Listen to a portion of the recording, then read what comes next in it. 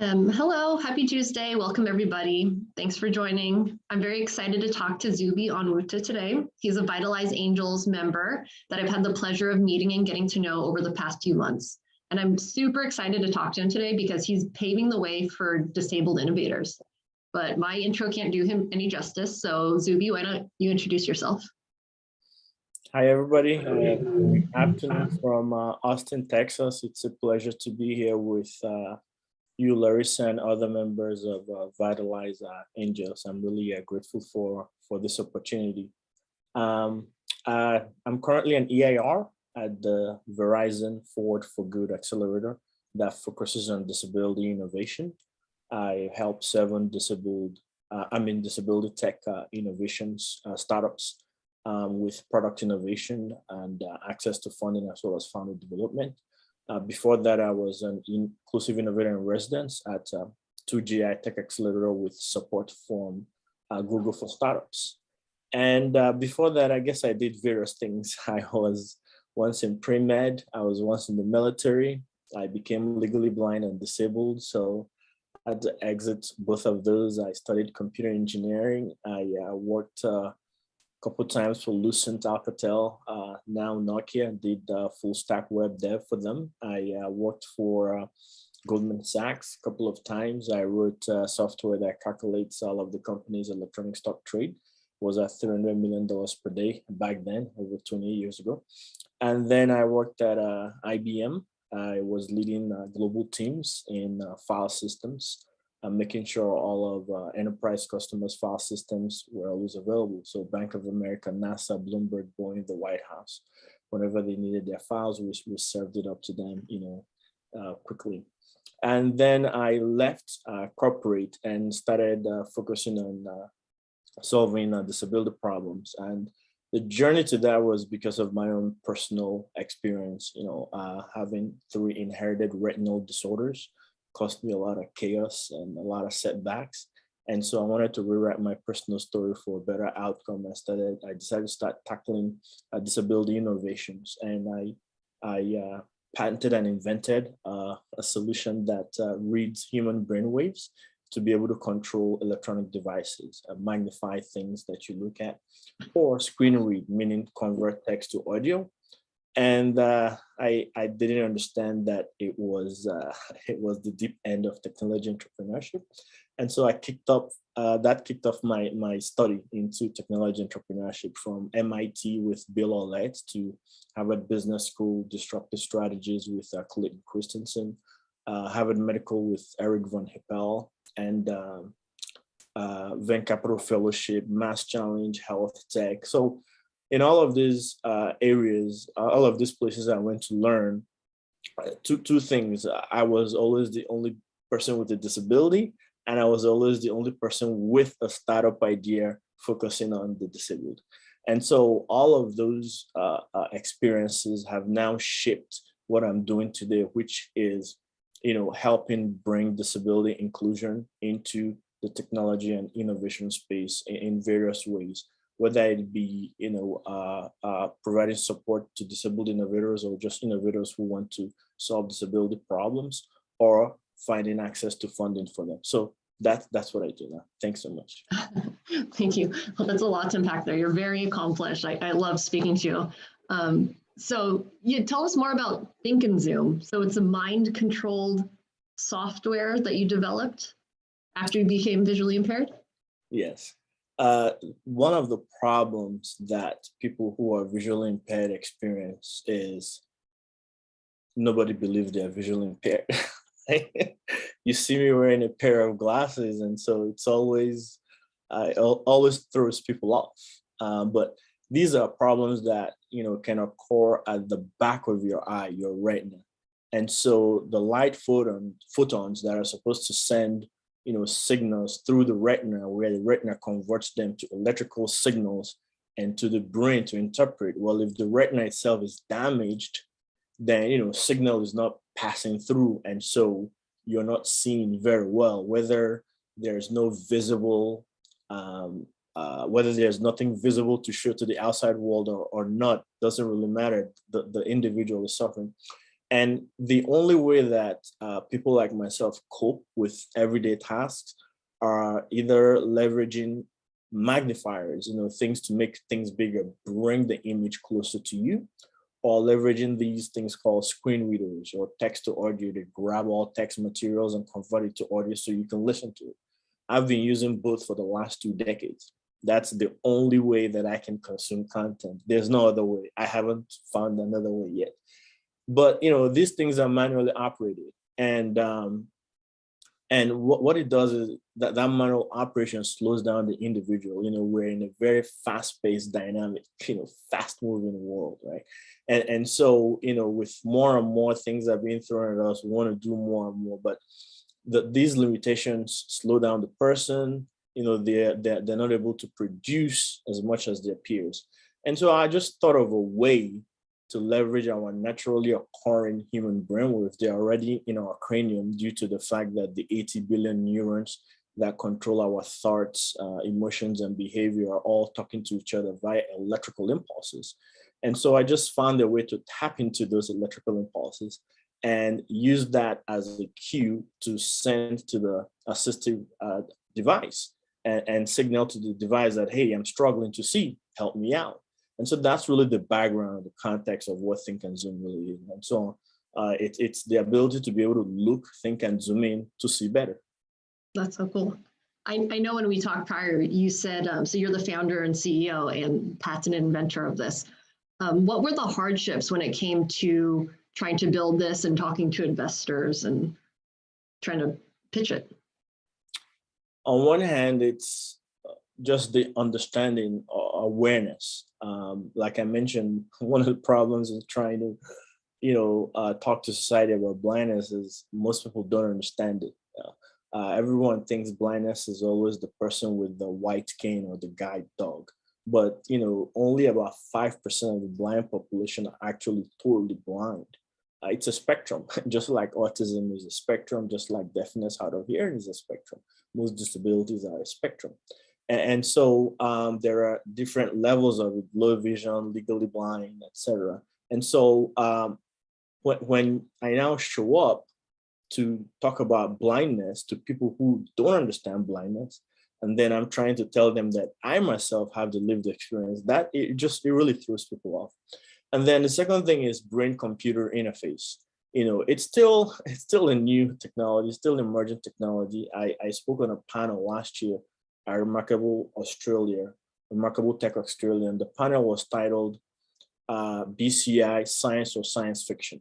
And I was speaking alongside Neuralink, Elon Musk's company, and Synchron that had just raised $15 million at that time for implantable BCI. And so society still doesn't truly, fully believe in BCI.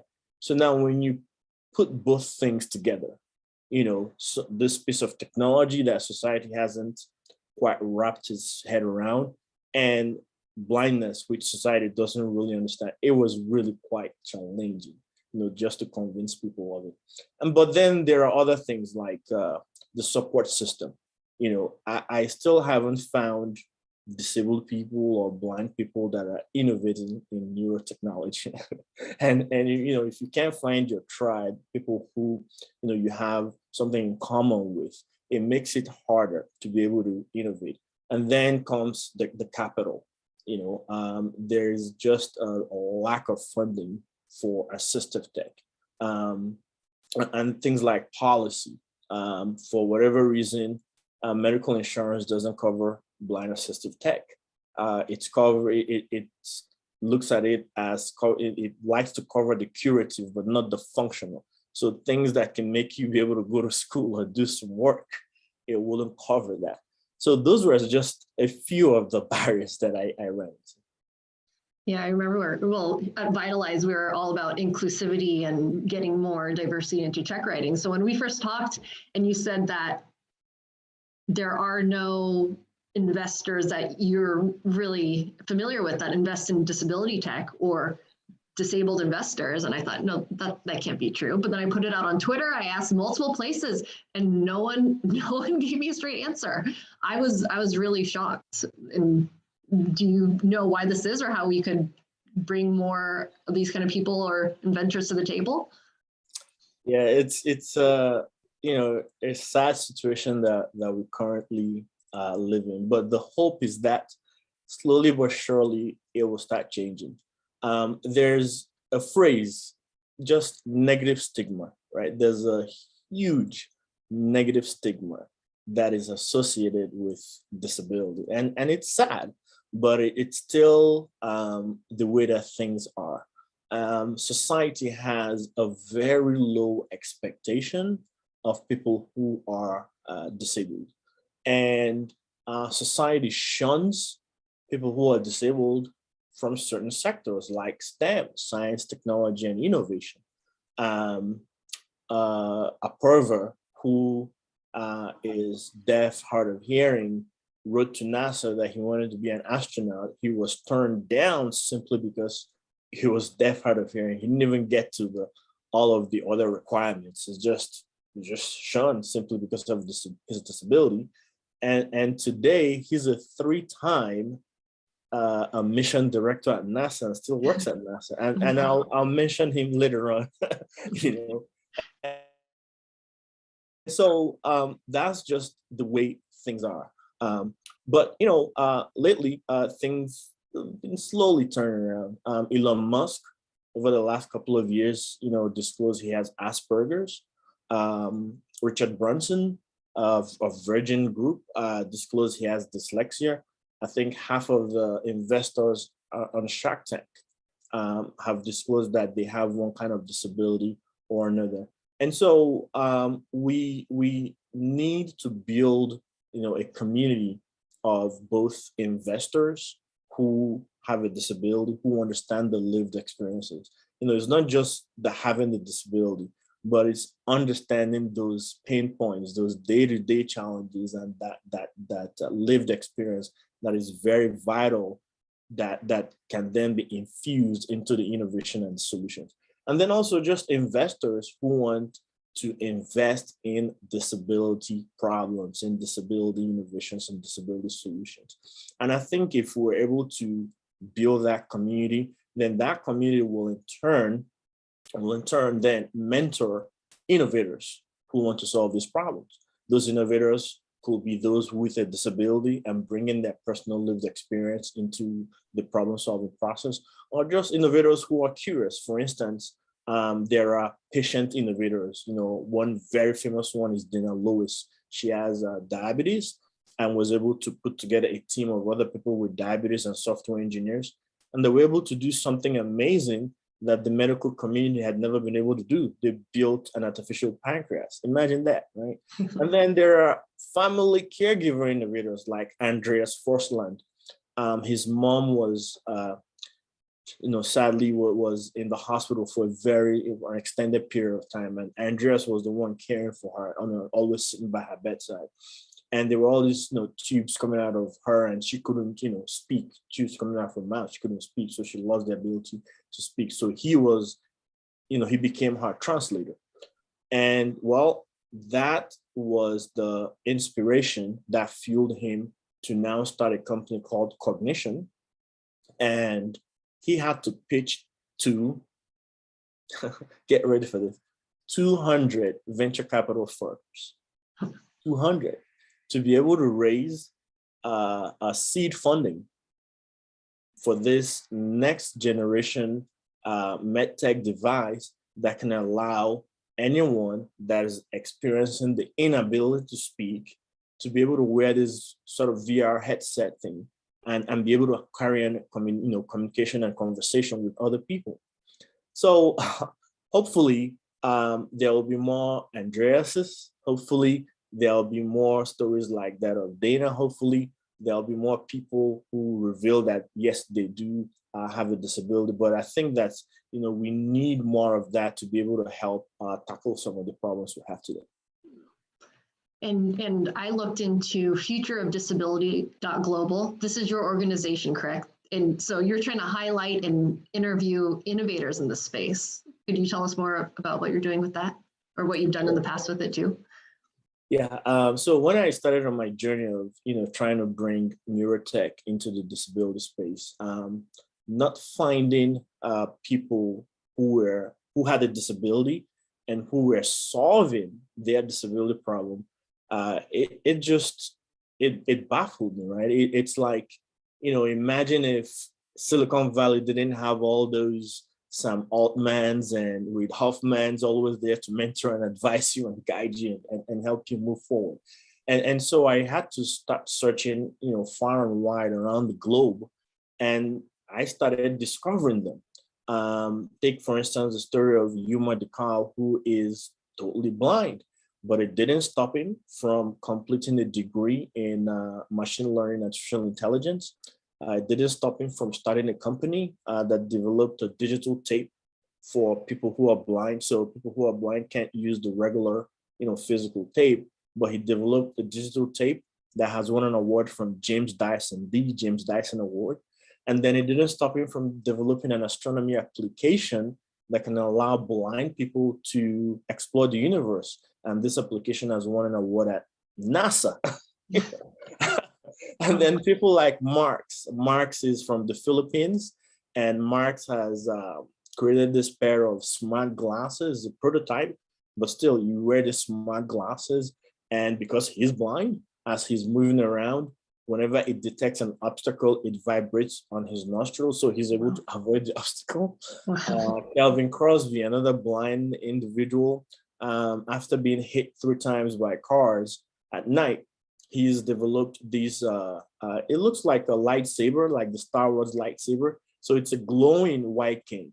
So it glows in the dark. So nobody else can hit him. And anybody else who is blind and uses a white cane can use that. And many others, Saida is running in Manico. Saida is deaf, hard of hearing. For those who are deaf and hard of hearing, this COVID situation exposed something. You attend all these Zoom calls, video calls, right? If the host does not turn on transcription, you're toast. There is no way for you to know what is going on. No way.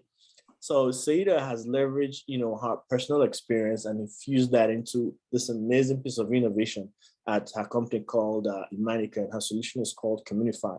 So on one hand, it gives the user their own personalized transcription. You don't have to wait for somebody else to turn on transcription. It's on a mobile app. And on the other hand, she's actually found a way to take diarization. It's called speech input diarization, take it to the next level, meaning she can actually separate who's speaking, and she nicely color codes it. So you can actually tell who's speaking. Wow, and you interviewed all these people. Feel free, if anyone has questions, please jump in and ask him. I could talk to Zuby all day. We do have regular Zoom meetings. I love chatting with you. So anyone can just hop on. If not, you're also, oh, go ahead. Hi there. Yeah. Hi, Zuby. Hi. Quick question for you. So just curious, what's your personal goal with building disability-focused tech, and what niches of this market would you like to see better served? Currently, I'm focused on bringing capital and innovation. A little bit of context. So population-wise, disability affects about 15% of the Earth's population. That's over 1 billion people, and they deal with a 50% unemployment rate, globally. Here in the US, there are estimates that if we can just get just 1% of our disabled population into the workforce, we can improve our GDP by $25 billion, just 1%. So I've always been in tech and innovation. I do advocacy, but I'm a follower when it comes to advocacy and policy and things of that nature.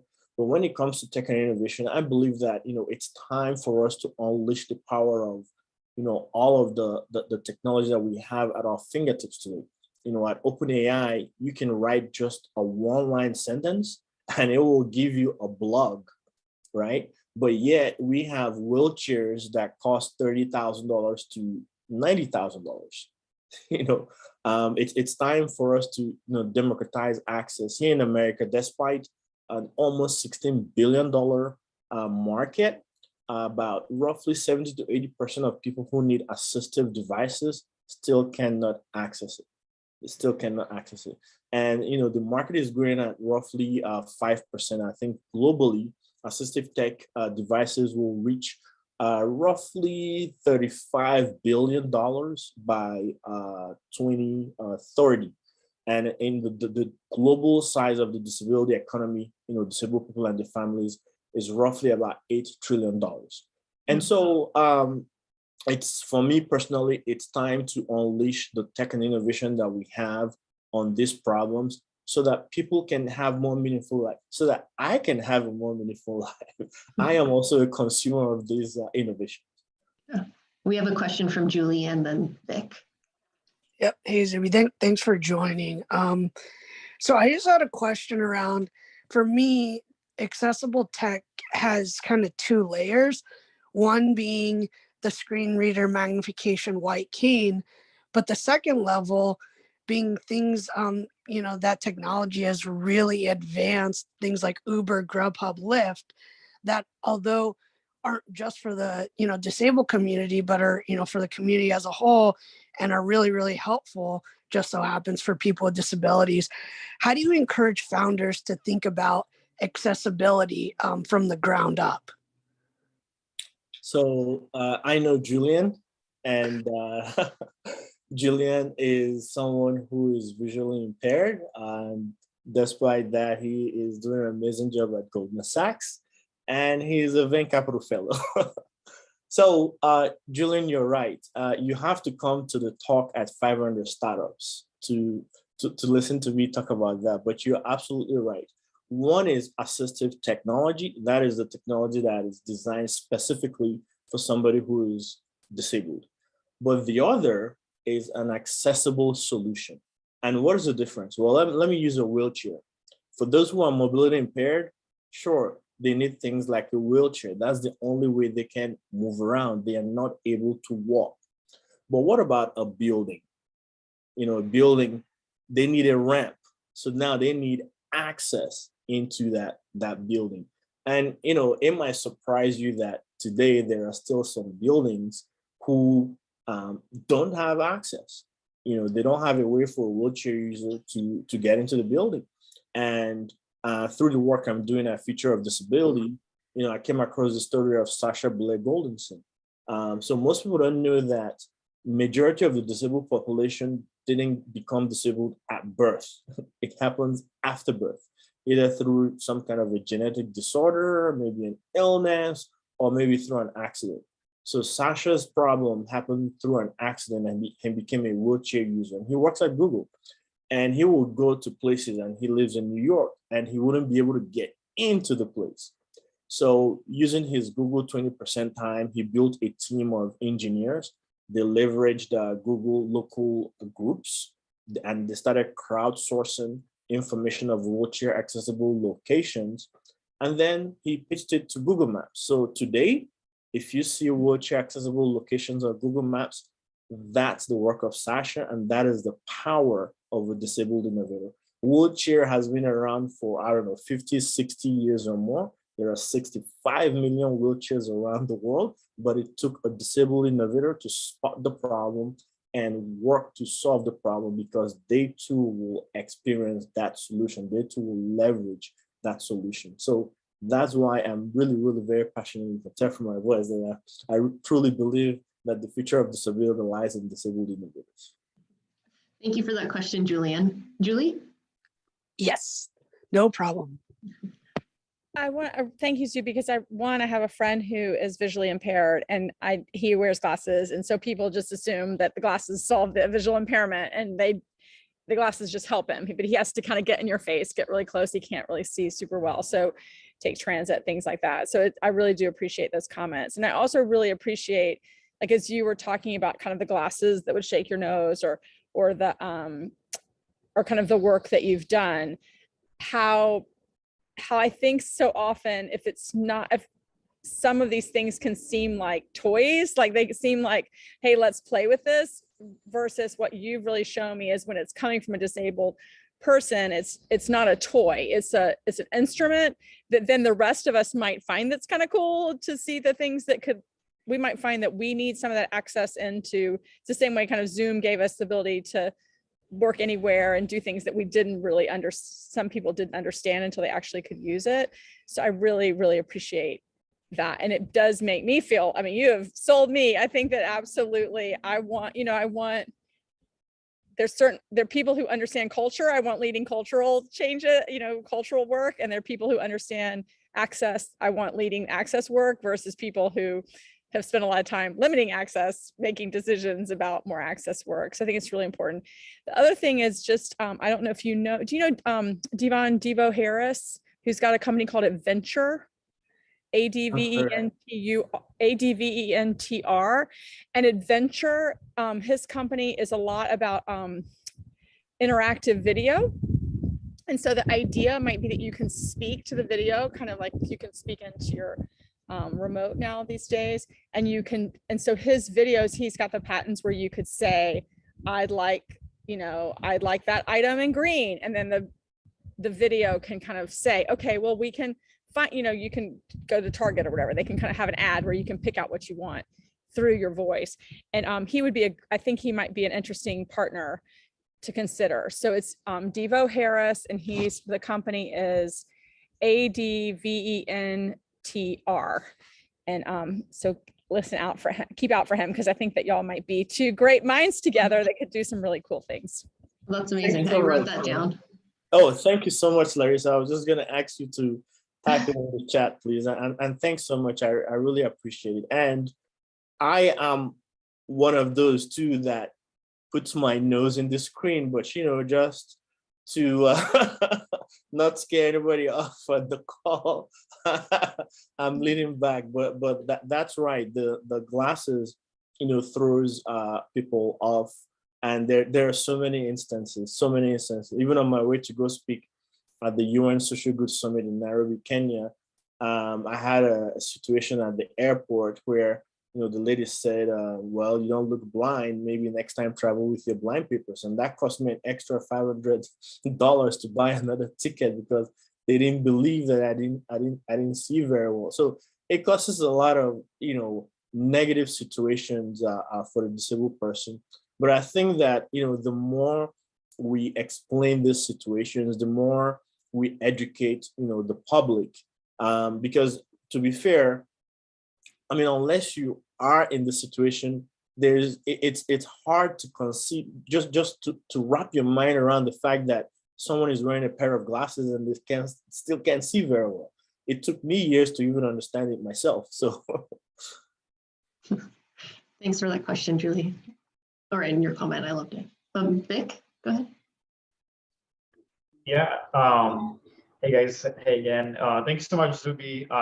Incredible story. I love Think and Zoom. I was just being on the website, and funny enough, actually, I've used myself the NeuroSky MindWave. I used to work at Singularity University, and one of the things that we used to do in the tech lab, we would hack things together. So for participants to show like how some of the ways that you can use tech for good, we had a demo where when you focus, we had it programmed to like a little robot. So when you focus, the robot would go straight. When you're like not focused, it would just go in circles. So, but I love like how you connected it to Google Glass. Like that's such a cool like off-the-shelf solution. Like where you don't have to have any custom hardware or anything like that. You just connect it to different hardware products and make it work. That's really awesome. And in general, I'm based in the Bay Area, so a lot of my friends are software engineers, and sometimes we talk about different stuff, product design, and a lot of people underestimate and don't even know what is accessibility in product design, and how it's just like neglected especially in startups, where they just don't have the resources to make good user experience at a product design and include accessibility as part of their roadmap. And in general, we're just talking, and a lot of my software engineers, obviously in the Bay Area, a lot of their kids go and like take programming classes and start coding at a very early age, at a very early age. So I was talking to one of my friends, and we're talking about accessibility and visually impaired kids and how like they might be able to access this. So he actually started working on something that he's trying to basically bring coding, like helping kids to introduce them to coding through video, through an audio and like a camera, like QR codes. So I guess like the question that I would like to ask, and just like in general hear your thoughts about, would parents of kids be interested in their kids like learning programming, like kids that have they're visually impaired, or do you think that's more of like a later stage, like at a teen level, or like even after that? And do you think in the future we'll see software engineers that are like teams of software engineers that are like visually impaired, or like have some sort of disability, but can fully be integrated in a part of like a regular software engineering team? Thank you. Wow.